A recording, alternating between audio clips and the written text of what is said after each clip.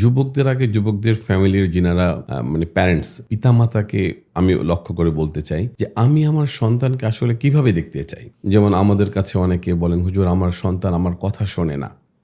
বড় দুঃখ হয়, আমার মেয়েও আমার কথা শোনে না। তো প্রশ্ন হচ্ছে যে আমার সন্তান আমার কথা কেন শোনে না? আমি কি আমার সন্তানের হক আদায় করেছি? আমি কি আমার সন্তানকে ইসলামের পথে, ঈমানের পথে আনার জন্য কতটুকু চেষ্টা করেছি? এটা তো শুধু রমাদান বলেই না। না। আমি একজন পিতা হিসাবে, আমি একজন মাতা হিসাবে আমি আমার সন্তানকে আসলে কতটুকু ভালোবেসেছি।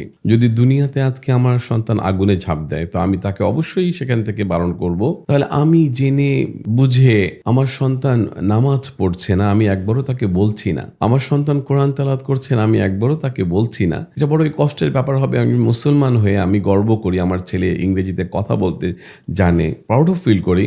অথচ আমার ছেলে কোরআন পড়ছে না, কোরআন শিখছে না, বা আমি শিখাচ্ছি না। আমি পিতা হয়ে ছেলেকে কোরআন শেখাচ্ছি না। আমি মাতা হয়ে তাকে সাহাবীদের জীবনও জানাচ্ছি না, নামাজ পড়ার কথাও বলছি না।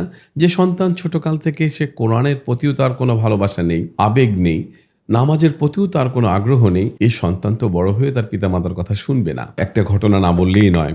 আমাদের বনানীতে নেম ভিলেজে একজন ব্যারিস্টার, একজন মন্ত্রীর নাম নাই নিচ্ছি, ওনার ছেলে লন্ডন থেকে আসে। তো তার বাবা মারা গিয়েছেন, তো সে খুব কান্না করতেছে। তো ইমাম সাহেব জিজ্ঞেস করেছেন যে আপনি কেন কান্না করছেন? তো তিনি বলছেন যে বড় কষ্ট হচ্ছে আজকে আমার বাবা আমাকে দুনিয়ার সর্বোচ্চ শিক্ষায় আমাকে শিক্ষিত করেছেন, কিন্তু বাবার মৃত্যুর পরে জানাজায় কি পড়তে হবে আমি সেটাও জানি না। এজন্য আসলে আমরা যারা প্যারেন্টস আছি, আমাদের সন্তানদেরকে যদি আমরা ছোট থেকেই পরিবর্তনের যদি আমরা চিন্তা চেতনা না আনি, তাদেরকে ছোটকাল থেকে যদি নামাজের কথা না বলি, কোরআন যদি না শিখাই, তাহলে কিন্তু বড় হয়ে আমাদের সন্তান আমাদের কথা শুনবে বলে আমার মনে হয় না।